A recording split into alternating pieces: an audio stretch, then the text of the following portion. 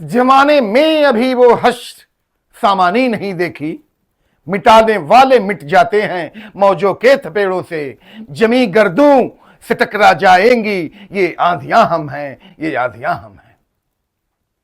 व्यतीत व्यथा और सरकारी उपक्रमों के लिए व्यग्र नहीं होना चाहिए, रुआंसा नहीं होना चाहिए। समय सबका आंसू पोंछेगा। समय की शुचिता इस बात में है कि वहां समूह के साथ रुदन करने वाले सफलतम न होकर के सद्गुण की रश्मियों को विलुप्त कर लेते हैं। समर्थ और संप्रेषणीय समर्थकता से ही परचम फहराया जा सकता है, सफलता का परचम फहराया जा सकता है। फादर दैनिक अभिवादन, मैं doctor Janardan Yadav, Juliet Ankiya PCL में आपका हार्दिक स्वागत है। विवेकानंद आश्रम के कार्यों को गति देने के लिए दिन रात बड़ी कड़ी मेहनत करनी पड़ रही थी स्वामी विवेक भारती को। आश्रम के लिए मिली जमीन चौकोर नहीं थी, 1 एकड़ जमीन कट भी गई थी। कच्ची सड़क का निर्माण करने से आश्रम सुंदर दिखने लगा था। बाहर वाली 1 एकड़ जमीन मिला लिया गया था, जिससे गांव के कुछ लोग रुष्ट हो गए थे।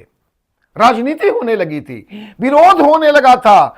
कुछ लोग तो लाठियां लेकर आश्रम भी आ पहुंचे थे और वहां न पहुंचने की हिदायत दी। और उसके बाद मामले को गांव वालों से निपटाने के लिए विद्यालय के जब ये आश्रम में जा रहे थे तो पीछे से आश्रम का एक छात्र संजय, जो गुरुदेव से मिलने जाने की अनुमति मांगी और वो गुरुदेव के यहां से प्रसाद लाया था। अंगुली पर रगड़कर नाक पर सूंघने के लिए कहा, ये गुरुदेव ने ऐसा ही करने के लिए कहा था। वही प्रसाद स्वामी विवेक भारती के भीतर ऊर्जा का ज्वार भर दिया। वहां पहुंचने पर ग्रामीण उत्तेजना में थे और इन्हें एक हल्की चोट भी इनके पीठ पर मारी। ठीक उसी समय एक वृद्ध राम भरोसे लाठी लेकर के वहीं पर सबको डांटा और धमकाया। राम भरोसे उस समय साक्षात भगवान के मानिंद थे। आज मुझे दैविक प्रसाद गुरुदेव से संजय द्वारा प्राप्त हो चुका था।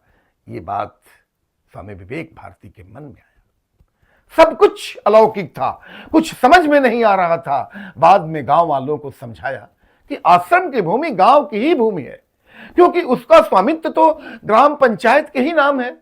मुझे जमीन का क्या करना, मुझे तो सेवा के उपकरण चाहिए। आश्रम में जो कोई भी रहेगा वह भूमि का स्वामी तो बन नहीं सकता।